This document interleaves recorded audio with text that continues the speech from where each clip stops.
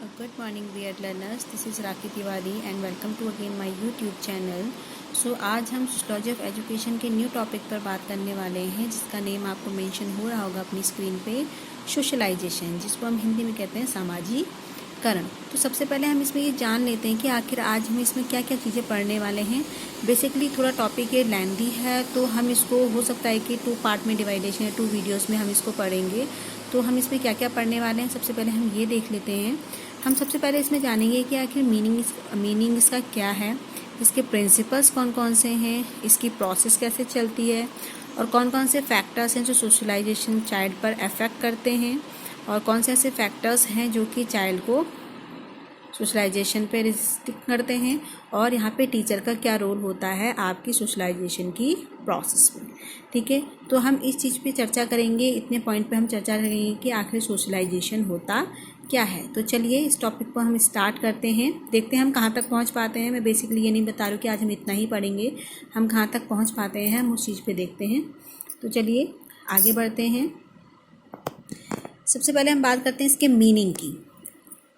Meaning जैसे आप देख रहे हैं कि नॉर्मल वे में अगर हम बात करें, ये तो मैंने अगर थोड़ा बहुत अगर मैं डेफिनेशन और उनकी बात करूँ तो उसके अलावा अगर हम नॉर्मल वे में बात करते हैं, सामाजिकरण होता क्या है, सोशलाइजेशन होता क्या है कि समाज में जो भी घटनाएं, रीति रिवाज, जो भी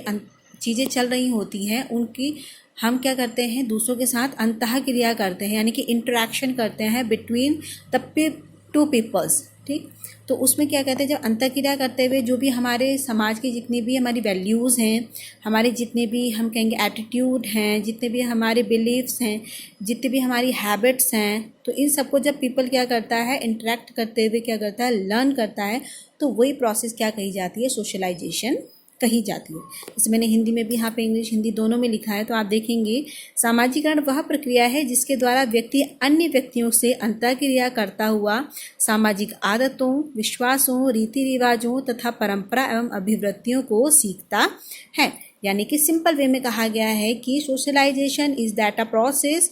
जहाँ पे एक पर्सन इंटरेक्ट करता है अदर पीपल के साथ और क्या सीखता है उनके साथ इंटरेक्ट करते हुए, जो हमारे सोशल बिलीव्स हैं, जो हमारे सोशल हैबिट्स हैं, जो हमारे सोशल कस्टम्स हैं, जो हमारे सोशल ट्रेडिशंस हैं और जो भी हमारे एटीट्यूड्स हैं, उन सबको सोशल एटीट्यूड्स हैं, उन सबको वो क्या करता है, समाज में रहते हुए एक प्रोसेस के साथ सीखता है और उसी प्रोसेस को क्या कहा गया है, सामाजिकरण या सोशलाइजेशन कहा गया है। ठीक है, तो इसकी फेमस डेफिनेशन दी है आपकी according to Gillin and Gillin. इन्होंने बोला है, सामाजिकरण से हमारा तात्पर्य उस प्रक्रिया से है जिसके द्वारा व्यक्ति समूह का एक क्रियात्मक सदस्य बनता है, ठीक, तथा उसी के स्तर के अनुसार कार्य करता है। सिंपल वे में ये कहा गया है कि ये एक प्रोसेस है, इट इज़ एन प्रोसेस, एक प्रोसेस कहा गया है इसको, जिसके द्वारा व्यक्ति क्या करता है, एक समूह का एक क्रियात्मक सदस्य बनता है। यानी कि समाज में व्यक्ति क्या करता है, अकेला तो होता नहीं है, उसे समाज में एक समूह की आवश्यकता होती है, तो समूह का एक क्या करता है, सदस्य बनता है। क्रियात्मक पद इसलिए कहा गया कि कुछ ना कुछ वो समाज में या अपने समूह में रहते हुए कुछ ना कुछ वो एक्टिविटीज़ करता है और उस एक्टिविटीज़ के अनुसार उस जो समूह में जो भी एक्टिविटीज़ हो रही होती हैं उसी के स्तर के अनुसार वो क्या करता है, कार्य करता है। ठीक, उसके लोकाचार, परंपरा तथा सामाजिक परिस्थिति के साथ अपना समन्वय स्थापित करता है तथा जैसा ही समाज में या उस समूह में चीज़ें चल रही होती हैं उसके अनुसार ही वो क्या करता है, उसकी परंपरा को, उसकी सामाजिक परिस्थितियों को, जो भी सिचुएशन होती है उसको वो वहाँ पर सीखता है। ठीक है, तो ये हमारा क्या कहलाता है, गिलिन एंड गिलिन के अकॉर्डिंग क्या है, यही हमारा सोशलाइजेशन या सामाजिकरण कहलाता है। इसी की डेफिनेशन मैंने इंग्लिश में भी लिखी है, तो वो भी आप ध्यानपूर्वक देख लेंगे, यहाँ पे लिखी है मैंने। By the term socialization, we mean the process by which the individual develop into a functioning member of the group according to its standard, confronting to its mode, observing its traditions and adjusting himself to the social situation he meets sufficiently well to command the tolerant if not admiration of his fellows। ठीक, तो ये मैंने definition यहाँ पे लिखी है socialisation की, जो अभी मैंने हिंदी में आप लोगों को बताई थी वही है, उसी के अकॉर्डिंग यहाँ पे दी गई है। तो अब हम बात करते हैं प्रिंसिपल्स ऑफ सोशलाइजेशन। हमने बात अभी किस चीज़ की करी थी, उसके मीनिंग की। तो हमें क्या चीज़ समझ में आई, सिंपल ये समझ में आया कि एक समाज में रहते हुए व्यक्ति अन्य व्यक्तियों के साथ जब हम कहेंगे इंटरेक्ट करता है, अंतः क्रिया करता है, उस इंटरेक्शन के साथ जो वो वहाँ पे इंटरेक्शन के साथ उस समाज में जो भी गतिविधियाँ हो रही थी, उन गतिविधियों को जब वो लर्न करता है, सीखता है, तो वही प्रोसेस क्या कहलाती है, आपकी सोशलाइजेशन या सामाजिकरण कहलाती है। ठीक है, अब हम बात करते हैं प्रिंसिपल ऑफ सोशलाइजेशन, जिनको हम कहेंगे सामाजिकरण के नियम या फिर सिद्धांत। ठीक, तो सबसे पहला सिद्धांत, यानी कि अब हम बात करते हैं सिद्धांत की आवश्यकता क्यों पड़ी, नियम, यानी कि हम इन नियमों के आधार पर ही क्या करते हैं, सामाजिकरण की प्रक्रिया को पूर्ण करते हैं, उसकी प्रोसेस को हम आगे बढ़ाते हैं, जिससे व्यक्ति क्या करता है, समाज में जो भी गतिविधियाँ होंगी, बिलीफ्स होंगी, उनको वो आसानी से सीख जाता है, और जहाँ पे हमने इन चीज़ का सिद्धांतों का ध्यान रखना होता है। ठीक है, तो सबसे पहला सिद्धांत क्या है, अनुपालन का नियम। ठीक, अनुपालन जिसको हम कहेंगे प्रिंसिपल्स ऑफ कन्फर्मिटी। ठीक, तो इसमें कहा गया है कि समूह की मान्यताओं के अनुसार अपने व्यवहार में परिवर्तन है। जैसे कि कहा गया है, अभी कहा था कि व्यक्ति क्या करता है, एक समाज का एक एक्टिव सदस्य बनता है, तो वहाँ पे जो भी उसके समूह में जो भी मान्यताएं होंगी, उस मान्यताओं के आधार पर वो क्या करेगा, उसका अनुपालन करेगा, कन्फर्मिटी देगा, और उसी के अकॉर्डिंग अपने बिहेवियर में चेंजेस लाएगा, और अपने बिहेवियर में पॉजिटिव चेंजेस लाएगा या फिर डिज़ायरेबल चेंजेस लाएगा, जो कि उसके समूह के लिए आवश्यक है। ठीक है, नेक्स्ट है आपका पारस्परिकता का सिद्धांत, यानी प्रिंसिपल्स ऑफ रेसिप्रोसिटी। ठीक है, पारस्परिकता का सिद्धांत। ठीक, इसमें कहा गया है कि किस चीज़ के पारस्परिकता है इसमें, यानी कि किस चीज़ की हो रही है, किन चीज़ों के बीच, सोशल सिचुएशन और एक पर्सन के बीच क्या है, पारस्परिकता का सिद्धांत यहाँ पर देखा गया है कि यानी कि इन दो लोगों के बीच, यानी कि हमारी जो सोशल सिचुएशन है और उस समाज में रहने वाला जो व्यक्ति है, उसकी जो सोशल सिचुएशन है, उसके बीच क्या देखी गई है, आपकी रेसिप्रोसिटी देखी गई है। और वो किसके अकॉर्डिंग होती है, पर्सन्स की नीड एंड डिज़ायर्स के अकॉर्डिंग, जहाँ पे वो क्या करते हैं कि वो किससे पारस्परिक संबंध वहाँ पे निभाते हैं, कुछ एजेंसियों, जो सोशलाइजेशन की कुछ एजेंसियाँ हैं उसके आधार पर। तो वो कौन कौन सी हो सकती हैं, उनकी फैमिली हो सकती है, रिलेटिव्स हो सकते हैं, स्कूल, सोसाइटी, कुछ भी वहाँ पे हो सकती है, जिसके आधार पर वो क्या करते हैं, उन दोनों के बीच पारस्परिकता का सिद्धांत डेवलप होता है, जिसको ध्यान में रखते हुए हमारी सोशलाइजेशन की प्रोसेस बहुत इफेक्टिव वे में आगे बढ़ती है। नेक्स्ट आता है आपका पुनर्बलन का सिद्धांत, प्रिंसिपल्स ऑफ रीइंफोर्समेंट। ठीक, अब यहाँ पे पुनर्बलन का सिद्धांत की आवश्यकता क्यों पड़ी है, क्योंकि जब तक बच्चा क्या है, या समाज में रहने वाला कोई भी व्यक्ति है, कि जब वो पुनर्बलित नहीं होगा, उसको रिइंफोर्स नहीं दिया जाएगा, पॉजिटिव वे में मोटिवेशन नहीं दिया जाएगा, तो वह आगे आसानी से नहीं बढ़ पाता है। तो इसके लिए हम नॉर्मल अगर बात करें तो पुनर्बलन का मीनिंग क्या होता है, परिणाम और वो परिणाम आपका दो रूपों में मिलता है। पुनर्बलन जो होता है पॉजिटिव और नेगेटिव, दोनों रूपों में हमें मिलता है। और ये पॉजिटिव और नेगेटिव कैसे मिलता है, स्टूडेंट के या व्यक्ति के रिस्पॉन्स के अकॉर्डिंग, तो जब जैसा वो रिस्पॉन्स करता है वैसे ही उसको रिइंफोर्समेंट वहाँ पर दिया जाता है, जिसके आधार पर नए व्यवहार को सीखता है। अब यहाँ पे सामाजिकरण की प्रक्रिया में इसका तात्पर्य यहाँ पे यह है कि उस समाज में रहने वाला जो व्यक्ति है, उस समाज में जैसी प्रक्रिया चल रही होती है, उसके आधार पर व्यक्ति को क्या किया जाता है, उसको रिइंफोर्स किया जाता है, उसके आधार पर उसे पॉजिटिव नेगेटिव रिइंफोर्स किया जाता है, जिससे वो क्या करता है, नए व्यवहार को सीखते हुए आगे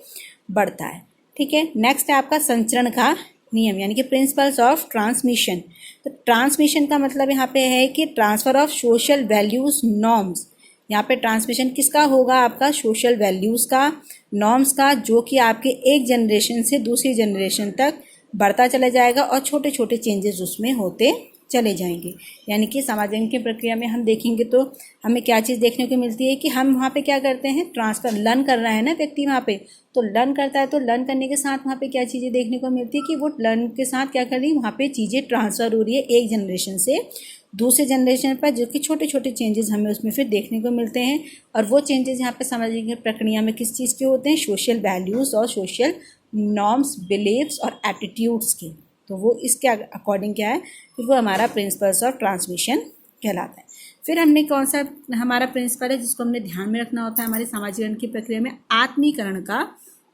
नियम यानी कि प्रिंसिपल्स ऑफ आइडेंटिफिकेशन। ठीक, तो यहाँ पे क्या है, किस चीज़ को यहाँ पे अडॉप्ट किया जाता है, जो भी बिहेवियर दूसरे के बिहेवियर को अडॉप्ट किया जाता है उसकी आइडेंटिटी को, यानी कि लेकिन यहाँ पे कोई प्रेशर के साथ वहाँ पे नहीं किया जाता है, अडॉप्ट किया जाता है। Adopt the behaviour of other with willingly, यानी कि हमने क्या स्वेच्छा से किसी के व्यवहार को वो क्या करता है, अडॉप्ट करता है, आइडेंटिटी को अडॉप्ट करता है। कोई भी वहाँ पे उसके ऊपर प्रेशर नहीं होता है, जहाँ पे स्वेच्छा के आधार पर चीज़ें की जाती है। नेक्स्ट आता है आपका आत्म मूल्यांकन का नियम यानी प्रिंसिपल्स ऑफ सेल्फ इवैल्यूएशन। ठीक, तो आत्म मूल्यांकन से तात्पर्य कि खुद का इवैल्यूएशन करना, जिसके आधार पर चीज़ें आगे बढ़ेंगी। तो यहाँ पे क्या गया, evaluation of her and his behaviour, अपने बिहेवियर का हम क्या करते हैं, जो भी व्यक्ति उस समूह का सदस्य है वो अपने बिहेवियर का क्या करेगा, वहाँ पे इवैल्यूएशन करेगा। Whether the behaviour is based on social believes और रूल्स और नॉर्म्स, जबकि वो बिहेवियर उसका किस तरीके का होना चाहिए वहाँ पे, तभी वो अपने बिहेवियर का इवैल्यूएशन करेगा कि उसका बिहेवियर उस सोसाइटी के, उस सोशल ग्रुप के बेस्ड होना चाहिए, जिसमें उसकी सोशल बिलीव्स, रूल्स और नॉर्म्स के अकॉर्डिंग उसका बिहेवियर वहाँ पर होना चाहिए। फिर नेक्स्ट आता है आपका मौखिक निर्देश का नियम यानी कि प्रिंसिपल्स ऑफ वर्बल इंटरेक्शन। ठीक, तो इसमें कहा गया मौखिक निर्देश के यहाँ पे तात्पर्य है कि given verbal instruction through parents to childrens and teachers to student to make socialisation in children. ठीक, तो यहाँ पे क्या है, मौखिक रूप से निर्देशन दिया जाता है, बच्चों को इंस्ट्रक्शंस दिए जाते हैं कि किस तरीके से आप एक समाज में रहते हुए अपनी भूमिका निभाएंगे और किस तरीके से वहाँ के लोगों की चीज़ों को या व्यवहारों को एक्सेप्ट करेंगे। तो इसमें मौखिक निर्देशन किसके द्वारा दिया जाता है, पेरेंट्स को उनके बच्चों को दिया जाता है पेरेंट्स के द्वारा, और टीचर्स को उनके स्टूडेंट को दिया जाता है, जिससे कि समाज की पूरी प्रक्रिया एक आधार पर चल जाती है और सोशलाइजेशन की प्रोसेस बच्चा वहाँ आसानी से सीख जाता है। नेक्स्ट आता है आपका प्रतिरूपण का नियम यानी प्रिंसिपल ऑफ मॉडलिंग। ठीक, तो यहाँ पे प्रतिरूपण का नियम से तात्पर्य कि समाज में क्या होता है, कोई ना कोई, हम कहेंगे कि कोई ना कोई किसी का एक आदर्श होता है, एक मॉडल होता है, कोई भी हो सकता है वो रियल पर्सन भी हो सकता है वो एक इमेजिनेटिव पर्सन भी हो सकता है, जिसके व्यवहार को व्यक्ति क्या करना चाहता है, अडॉप्ट करना चाहता है। तो समाज में हमने क्या करना है, व्यक्तियों को या बच्चों को इस तरीके की चीज़ों को सिखाना है, इस तरीके की चीज़ों को बताना है कि हमने एक महापुरुषों के किसी की भी एक वह है उनकी, हमने उनको उनकी कहानी या उनके विस्तार से उनके बारे में समझाना है, जिससे कि व्यक्ति क्या है आसानी से उन चीज़ों को समझ सके और उसको अपना क्या है एक मॉडल बना के रियल और इमेजिनेटिव पर्सन जो भी होगा उसके आधार पर उनकी चीज़ों को वो अडॉप्ट कर सके, जिससे कि सोशल प्रोसेस आसानी से चल सके। नेक्स्ट है आपका समस्थिति का नियम यानी कि प्रिंसिपल्स ऑफ होमोस्टैटिक्स। ठीक, तो यहाँ पे क्या है, quickly learn such behaviour from a person who appear to be the same situation as him. समस्थिति का मतलब होता है सेम सिचुएशन, यानी कि वैसी सिचुएशन, जैसी सिचुएशन में हम अभी हैं वैसी ही दूसरी सिचुएशन। यहाँ पे कहने का मतलब यह है कि अगर जिस परिस्थिति में हम रहते हैं उसी परिस्थिति के अकॉर्डिंग हम दूसरी चीज़ व्यक्ति को सिखाना चाहते हैं तो वहाँ पे वो व्यक्ति क्या क्विकली उस चीज़ों को सीख जाता है, जबकि उसे नई चीज़ अगर हम सिखाना चाहेंगे तो व्यक्ति वहाँ पे उन नई चीज़ों को नई सिचुएशन से थोड़ी देरी से समझता है, लेकिन क्विक वे में वो उस परिस्थिति को समझ जाता है जो परिस्थिति में स्वयं रहता है या जो परिस्थिति में उसने पहले से देखी होती है। तो हमने अभी क्या किया, इसमें प्रिंसिपल्स ऑफ सोशलाइजेशन की बात करी कि आखिर सोशलाइजेशन के लिए हमने किन किन प्रिंसिपल्स को ध्यान में रखना होता है, जिसके अकॉर्डिंग हमारी सोशलाइजेशन की प्रोसेस बहुत अच्छे से आसानी से आगे बढ़ती है और हम एक सामाजिक व्यक्ति निकल के आगे आते हैं। अब नेक्स्ट हम बात करते हैं प्रोसेस ऑफ सोशलाइजेशन यानी कि सामाजिकरण की प्रक्रिया कैसे चलती है। तो उसकी प्रक्रिया में कुछ हम देखेंगे डिफरेंट फैक्टर्स जो होते हैं वो इंक्लूड होते हैं, जिसमें सबसे पहला फैक्टर्स हमें देखने को मिलता है चाइल्ड यानी पालन पोषण। तो यहाँ पे हमने क्या है, पालन पोषण यानी कि हमें सामाजिक की प्रक्रिया में पालन पोषण का सबसे महत्वपूर्ण योगदान होता है कि हम व्यक्ति को किस तरीके की चीज़ों को सिखा रहे हैं, समाज में किस तरीके की गतिविधियों को सिखा रहे हैं, कि समाज में चीज़ें किस तरीके से चलती हैं, समाज में व्यक्ति किस तरीके से रहता है, समाज के जो भी नॉर्म्स हैं, समाज के जो भी गुडविल्स हैं, समाज की चीज़ें हैं, उन चीज़ों को यहाँ पर सिखाया जाता है। पालन पोषण इस तरीके से किया जाए कि व्यक्ति के बालक क्या करे, अपने समाज में एक अच्छा व्यक्ति निकल के आगे आए। नेक्स्ट है आपका सिंपैथी यानी कि सहानुभूति। तो सहानुभूति से यहाँ पे तात्पर्य है कि व्यक्ति के अंदर क्या है, बालक के अंदर हमें सिंपैथी का गुण डेवलप करना है, जिससे व्यक्ति समाज में हो रही जो भी चीज़ें हैं उनको वो आसानी से सीख सके और दूसरे व्यक्तियों के साथ अंतःक्रिया आसानी से कर सके और सहानुभूति व्यवहार के साथ दूसरों के साथ हम की भावना के साथ आगे बढ़ सके। नेक्स्ट है आपका कोऑपरेशन यानी कि सहकारिता। कोऑपरेशन यहाँ पे सामाजिक प्रक्रिया को आगे बढ़ाने के लिए, उसके प्रोसेस के लिए हमें कोऑपरेशन यानी सहकारिता का होना भी हमारे बहुत आवश्यक है। यहाँ पे व्यक्ति क्या करे, एक दूसरे को कोऑपरेट करे, जिससे व्यक्ति क्या करे, एक दूसरे का हाथ पकड़ के आगे बढ़ सके और आगे की परिस्थिति में वह आगे चल सके और समाज में एक अच्छा समाज आगे निकल कर आए। फिर नेक्स्ट है आपका निर्देश यानी कि यहाँ पे सजेशंस की हम बात करेंगे। तो सामाजिककरण की प्रक्रिया में सजेशन और निर्देश भी हमारे बहुत इंपॉर्टेंट होते हैं कि हमें किस तरीके से social value, social custom, social beliefs, social tradition, इन चीज़ों को किस तरीके से सिखाना है और one generation to another generation वो चीज़ें कैसे चलें और व्यक्ति किस तरीके से आगे बढ़ सके। नेक्स्ट आता है आपका आइडेंटिफिकेशन यानी कि आत्मीकरण। यहाँ पे क्या करना है, यहाँ पे क्या किया जाएगा कि व्यक्ति क्या करेगा, जो भी उससे चीज़ें स्वेच्छा के साथ एक्सेप्ट करेगा और यहाँ पे कोई भी उसे प्रेशर नहीं होगा। तो सामाजिकरण की प्रक्रिया में आइडेंटिफिकेशन भी बहुत इंपॉर्टेंट है कि व्यक्ति क्या करे, आत्मीकरण करे, जो चीज़ें उसे सही लगती हैं या जो चीज़ें उसे एक्सेप्ट करनी है अपने बिहेवियर में पॉजिटिव और डिज़ायरेबल चेंजेस लाने के लिए। फिर है इमिटेशन। यहाँ पे क्या है, सामाजिक प्रक्रिया में आपको हम ये चीज़ बताना चाह रहे हैं यहाँ पे कि इमिटेशन, क्योंकि बालक क्या करता है, अनुकरण के साथ चीज़ों को सीखता है।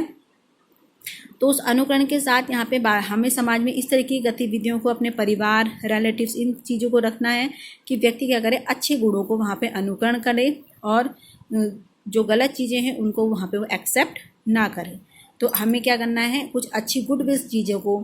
सोशल बिलीव्स को, सोशल कस्टम को, सोशल ट्रेडिशंस को, इनको हमें अच्छे से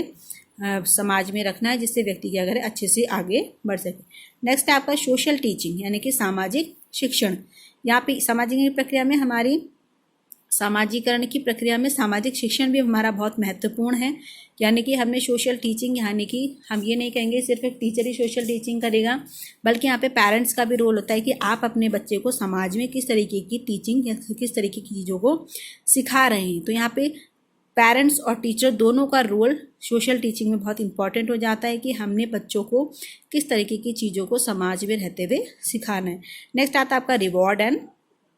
पनिशमेंट। ये भी आपकी सामाजिकरण की प्रक्रिया की एक बहुत इम्पॉर्टेंट प्रोसेस है या बहुत इम्पॉर्टेंट स्टेप है, जो कि व्यक्ति को क्या करता है, समाज में आगे ले जाता है, समाज में चीज़ों को सिखाने में सहायता करता है कि अगर उसने पॉजिटिव या अच्छे काम किए हैं तो उसे रिवॉर्ड देके उसके कार्य को सराहना की जाए, अगर उसके